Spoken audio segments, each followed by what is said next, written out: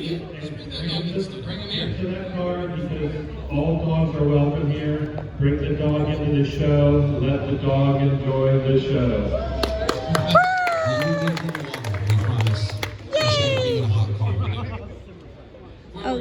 So yes, I auditioned for every male part, and then they said, here's a foreign neighbor kid, take a look, come in 5 minutes. I was like, oh, so I had 5 minutes with it. Oh boy. And they didn't even have a sketch of Rolf, it was just a description.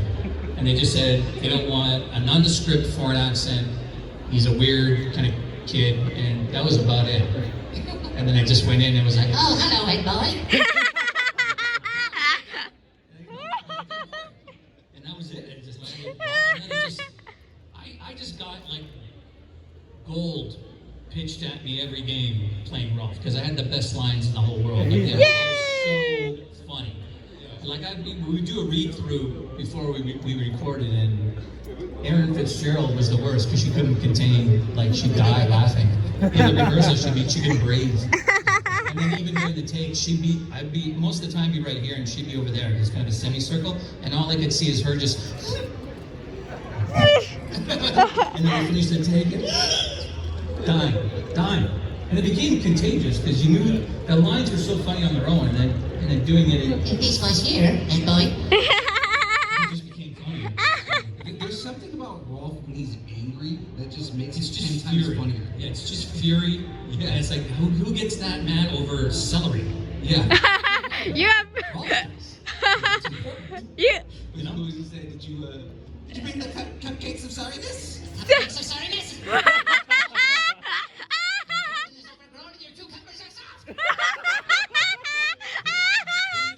And there are sites dedicated to Rolf quotes. There's on and on and on. There's so many listed. Rolf is the new, he's the new Goku, basically. Yeah. I want to say, like, I think when somebody realized that you played Goku, they were like, we are making all of the memes. Yeah. Most people didn't believe it. They're like, no. Even to this day, like last week, somebody had posted it on my Twitter feed, and somebody else posted, no, that's not true. And they're like, check your facts, dude. and then I chimed in. I go, it is me, and I can verify this fact. And the guy was like, oh my god, he responded. I think I scared him. It's always the best when like the person that they're talking about Actually responds. Yeah. So you said you had 5 minutes to, I guess, figure out Rolf. Yeah. So what was your inspiration? Like, where did the voice come from? How did you? I come from like an ethnic background. My parents were first generation Greeks, right? So I had relatives when we used to go over there that it was like Greek versions of Rolf, not far off. Yeah. So I was used to, weird meats hanging around, and when I went back to the home, it's like that. I went from, going to grade school here to going to a small village in Greece where everybody, there was one phone in the village. Like this is how secluded these places were, where my parents grew up.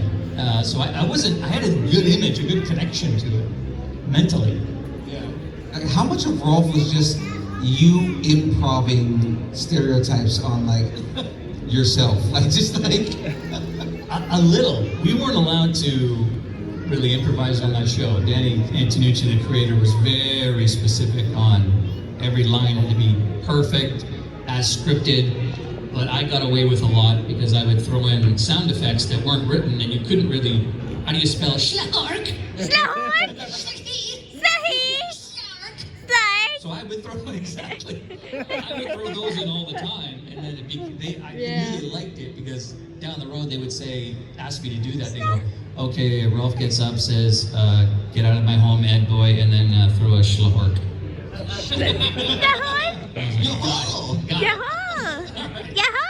Creating my own language. again, like just some of the noises he would make, just like kind of made it too. Like, I remember one, I don't know which episode it was, but they zoomed in like right into his mouth almost, like you could see, what's that dangly part at the back of your uvula? Yes. They zoomed in that close to one of the episodes, and they just said, yeah, just breathe. And it was just... when they put it to the image, it was hilarious. Oh my god. Another question? I actually do. So you're also a certified The brony. hork. Where's all the bronies at? Make some noise. Yeah. Got a couple out there. All right. Certified brony. So what's it like coming up with the different characters you've portrayed on My Little Pony? Like, how much creative freedom do you have with those characters? You know, or is there already a vibe in mind when you get in the studio? They kind of already have an idea of what you want with that character, or do you get to play with that? With that one there, it was the first main character I did was Big Daddy McCult, and he was this big Sam Shepherd kind of Texan with the big barbell mustache. What are you talking about here? It's Huffales versus the Macaws. So I just went full burly Texan with it, and they seemed to like that. And then the next character, they asked me to come back, and it was Fashion Plate, who was like this over-the-top, almost Entertainment Tonight reporter going, "Man, here we are at the fashion show right now." Really exuberant, and they like that. So it's almost harder, or I find it easier to get characters that are that different because you go from one extreme to the other. If they're like close, then that's tougher to keep. In a character, you kind of blend into the other one. Like that's the fun part of like doing either eccentric characters or villains, is that you can kind of do more with them that you wouldn't normally do with like a hero character who has to be like somber and calm. Right. You know? Right.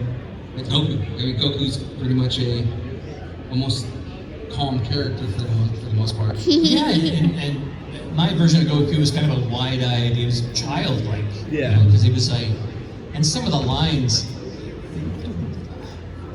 that you look, they couldn't get away with now, but they did in the day. Yeah. It's like, the ocean's so salty because people pee in it. That was a line. And you're like, this passed the censors? This? Okay. And some of the footage we would see when we were recording of the Japanese footage, it's like obviously it got altered before it went to North America. So, for example, in Japanese versions, if they got beat up, it'd be blood coming out of their mouth. And when it hit North America, it was like mud. And they were dirty because they didn't want to portray that. Of course. And there were shots of like, you know, Gohan jumping out of a lake naked, and you're like, oh, okay, well, you know, not offensive, it's just the nature of their animation. Yeah, when he's at the end of the first season, he's the Ozaru. Yeah. Ozaru. Yeah. And when he finally comes back to being Gohan, like he's naked and there's everything. Yeah, there's, you know. And then I know in the American version they censored it, so it's like Exactly. So they did a lot of I that. actually prefer the censored version. Yeah. And there was, you know, scenes of Goku drinking beer and stuff, and it's like, we can't put that on Saturday morning. It's actually a running joke now. There's a video that somebody dubbed over and made a joke about Roshi. He was drinking a beer in the scene, but then they lightened it to make it look like he was drinking orange juice. Oh, okay. Okay. That, Questions? You guys got questions? Let me see some hands. If you want to make your way over Here, hold my camera. Okay. Just hang on line. So, along with that, right? So, kind of doing like the bronies and things like Yeah. that. You also got a chance to play around the box in some of the Disney Infinity games. So, did you go more for Randall as a character, or was it just direct? Like I'm doing Steve Buscemi? It was I'm doing Steve Buscemi, and I had to study that one because sometimes I love when somebody says do an impression of this person. You actually got to put a little work into it because you know we all know what they sound like, but getting your mouth to make the appropriate alterations to create that sound is the challenge. And when I studied Buscemi, the first thing that came to mind for me was like, he's got too many teeth in his head. Like he's got like a good 4, maybe 5 extra teeth in his mouth. Because even when he talks, he talks like that. What are you talking about? Can't open my mouth because I got so many freaking teeth in here. Nice sense, by the way. Yeah, that's what. Yeah, so I went with that, and that suddenly helped to create the impression for me because it's almost like I had my jaw wired shut. Because it talks like this with me. Hey, I'm your best friend. You know? So good. Oh my god. Because again, I just think of like Steve Buscemi, and just like it's exactly the way he sounds. Right. I could never look at Steve Buscemi the same again. I'm just like, I want to count his teeth now. We don't see. When he's on camera, I'm just like, Yeah. I gotta pause this. It's the same thing, like I can't look at Tom Cruise the same way now that I know his face is not symmetrical. It's not symmetrical. He's Yeah, down the it's- line. It's like it is over. Yeah. So it's like now every time I look at him, I watched the first Top Gun, and Yeah. I could not unsee it. Yeah. And let's get some questions. We're gonna line going. Why don't you come on up, tell us your name again. Thank you for that amazing Rolf impression. You're welcome. So much. Okay, one question. What's your favorite Rolf line? Favorite Rolf line is, Do not burn the candle at both ends, as it leads to the life of a hairdresser. I don't even really know what it means, but it makes me Why? laugh. What's wrong with being a hairdresser? That's what I mean. I don't know. That's great. funny. But that's where you're gonna end up. You know? How's it going? What's Is your name? phone back? Thank Put you. on the mic. I think it's pointing There there. we go.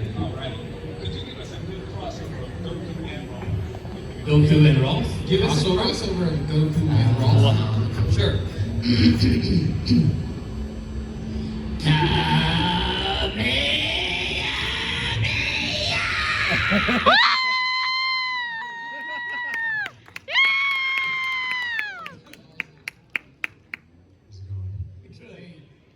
My name is Wiley, and I wanted to ask, who's your favorite Dragon Ball villain? Oh, the favorite Dragon Ball villain? Give me from Z or from Dragon Ball. Man, see, if it was gonna go old school, it's like, I mean, Deborah is right down the way there. Dr. Jiro, because they'd seem like a bad Bond villain. Right? It's just for some reason the Red Ribbon Army just keeps coming back. Yeah, they just keep coming back. Yeah. That's a good question. I don't know if I could pick just one because there's so many. My personal favorite's Majin Buu. Majin Bow. Buu. Good choice. Bow. Good choice. Bow. I will agree with Bow. you. Bow. A little partial with Cell, but I mean, Yeah. Cell's a good one. yeah. Hi. The question is, Peter, when you were growing up, or how did you find out that you were funny? Or when did you realize that you were like, oh, I'm funny, I guess, funny enough that I can do this for a living? How did you... I think I realized early on when I was very young, my parents used to watch like the Curb Burnett show and stuff like that. And I used to watch them make everybody else laugh, even their own castmates when they're on stage, and I found that fascinating. So I would do impressions of them and other people, and whenever we wanted, to convince like my dad to take us for ice cream, I'd come in doing impressions. Like I'd come into the room and I'd get him laughing, and then he was like, okay, So I learned it as not a survival tool, but a tool to influence others to do what I really wanted, which was get some ice cream. So, and then, when you got to school, you make girls laugh, and that was good. Because, imitating teachers and all that, and you made friends because I was like, oh, this guy's great. So, I don't know, it was something that I always enjoyed. I always enjoyed anybody who could make anybody else laugh. I thought it was just like a magical skill. Thank you so much. Thank you. I kept thinking he's going to ask us if he's funny. I'm like, I don't know if you're funny. You are fun. You are The funny. question was, towards the end of the Ocean dub for Dragon Ball Z, Yeah. was there any communication from Funimation want to bring you in, or were they just kind of like, hey, this is the end, no one's going to call back? Not at all. And they would leave, and then our agents would say, "Oh, they've left," and then they would come back. It was almost like if you broke up with a roommate and they kept coming back and getting CDs. It was like they would come back, they record an episode or two, and then they'd leave again for months, and nobody knew what was happening. And then finally, we heard one day, it's like, "Oh no, okay, now they're gone for good." So there was never any communication. We were always the last to know. And then the news came down. No, they've fully moved there and they've recast everyone, and that's where they're recording now. We're like, okay, there's nothing we can do about it. But no, there was never any opportunity to do it again. There was some murmurs, more than murmurs, of me doing Goku Black. Oh, I've heard that. Somebody decided that they didn't want me to do it. So. Was it a bummer to not get the call Yeah. to be Goku again? That's a Yeah, I shame. would have loved to. I would have loved to. Especially Goku Black, I think, would have been a really cool, unique thing, because they got Brian Drummond to do copy Vegeta, and I think it would have been a nice kind of homage, if you will, to Yeah. have the old cast do those two main characters. missed opportunity, I think, but I think I would love to have done it. Thank you. Thanks. I mean, that would have been cool to hear you in Dragon Ball Super like that. I think it would have. I mean, it was so great to see Brian and to hear Brian. So Yeah. I think the same thing would have been the case. Right. Yeah. I have a little brother at home named Andrew. Yeah. I was just wondering if you can rock him from the style of Ralph or not even. For not being here? Yeah. Sure.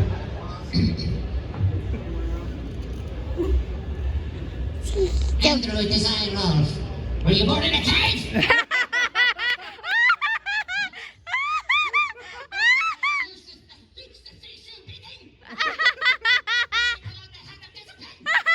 Do we live in a cave? If you know what is good for you. Do we live in a cave? Andrew, this is going to be on the internet, so it's 10 times better. Hi, hey, how's it going? Oh yeah, you My name is Dan. Hi. How do you make your voices? Pardon me? How do you make your voice? How do I make my voices? Good question. Well, you know, like when you're hanging out with your friends and say you're imitating a cartoon that you watch and you're like, oh, I'm going to try to sound like this person, you kind of do it without thinking. That kind of fun. Ooh, I can do that. You don't do that? Or when you're playing, like, pretend. Like, it's kind of like dressing up, but it's dressing up with your voice. So you're kind of dressing up your voice to be somebody else. And it's like, so what if you were going to sound like a really big guy? How would you sound? Maybe something like this. Something like that. You know, or if you're, you know, like a tiny bird, and you're like, I talk like this. And I talk up here. I don't know why. so it's a matter of fun. around in your voice and just having fun.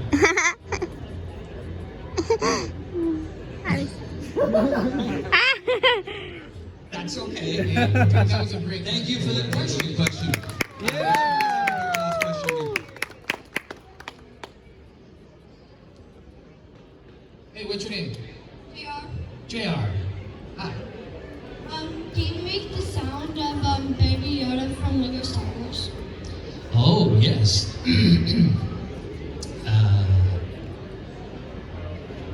Here's a little story with the Star Wars thing. Before they made the new trilogy, a friend of mine gave me a call and said one of the directors, and he directed the movie The Judge with Robert Downey Jr., and he was vying to direct one of the new Star Wars movies. And for a promo, he called me up and we chatted, and he goes, "Can you give me some Yoda?" Because he was putting together a promo thing. So I put together a promo thing, and I put the Star Wars music in the background and fired out these Yoda lines. But some of the more iconic, the one that echoes in my mind is "Do or do not. There is no try." See, there was two types of Yoda. There was that one, do not. Or if he was like strained or something, like when R2 grabbed his food and came his hand and all that. He turned into Grover because it was the same. Frank Oz. He would sometimes, he would be up here. The serious Yoda would be down here. So I always liked the range of Yoda. Awesome question. Yeah. Thank you. Thank you. I was like doing that. Like, if you watch the older ones, Yeah. like Yoda, like he didn't really laugh in the newer movies or No. new properties, No. but then like you get him like, "Oh, follow me. Yeah, he did. Things like that, and it's like that's always like my favorite thing to do when I'm like doing a Yoda, is like doing the laugh, because it's like people don't really expect him to do No. Right? It's more of like a OG Yoda thing. What was a line? I wonder if you can conjure up a line now. Good food. He was giving Luke crap, and he's like, He didn't always know where he was, what he was doing. That's funny. but you're right, a little We're not 100 years old. One of my favorite Star Wars impressions to do, and it was R2-D2, and it was in The Empire Strikes Back when the X-Wing is in the swamp, and then R2 goes, he falls off and he goes into the swamp, and then Luke's like, R2! R2! And then R2's, boom, boom, boom, boom. You know, the little antenna camera pops up and he's like, oh, and he goes, come on. And then the monster grabs him and he goes under and he's like, oh no! And then when he spits him out, this was the impression R2 getting spit out of the swamp. It's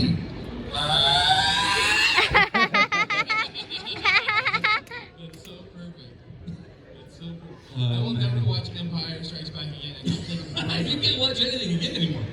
I mean, he's a Muppet, so that's all I ever think of is Grover. Yeah. All right, so we're gonna get into these wrap-up questions here, have a little bit of fun. So, what is your favorite kind of taco, or what is your favorite taco spot? Oh, taco spot. You know, in California, there's a bunch. I like going to El Torito. El Torito happy hour. Hey. Happy hour is always Easy to good. find, always good, delicious. Exactly, right? What's some advice you might give for anybody trying to get into the industry? I know there's a couple of aspiring voice actors out there, so. I mean, ideally, if you live in a really small town, it's a little more difficult to have access to, say, an agent or representation. But nowadays, with the internet, you don't necessarily need to be there. We don't really go in for auditions much anymore for voice. We send in MP3s. So it'd be a matter of getting a small studio built at home, which you can do relatively inexpensively now. You know, relatively. It used to be much, much more. Or you could build a small booth yourself if you have that kind of skill. But it's not as expensive as it used to be to kind of get a mic system and kind of play around and hear yourself. All right, awesome. Got, again, really hard-hitting question here with a follow-up on that, right? So, Goku and Rolf get into a fight to the death. Who wins? Rolf. Yeah. So I'm gonna do a little follow-up with that, right? That's right. We all know that Shaggy is also the internet, like, you know, all-powerful being. Right. So if Rolf wins the first fight, Rolf versus Shaggy, who wins that fight? I gotta go with Rolf again. Just, Yeah, Rolf. when you hit Rolf 10.0 or higher, I don't think anybody can take him. The Ultra Instinct Rolf is like impossible to beat. Exactly. Yes. So what's next for you? You can hear me in the upcoming season of Ninjago. Okay. And I've got a character on the Dragon Prince, and Luckily, and a couple other things like that. Yeah. That's awesome. That's awesome. I dig that.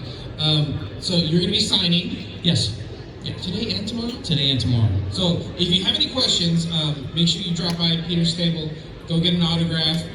You were taking some really cool pictures. I was waiting for you to bring you up here. Yeah. And you were doing some really cool pictures with the Dragon Ball. Yeah, there's Those of were super different cool. I ones. want to get one of those too.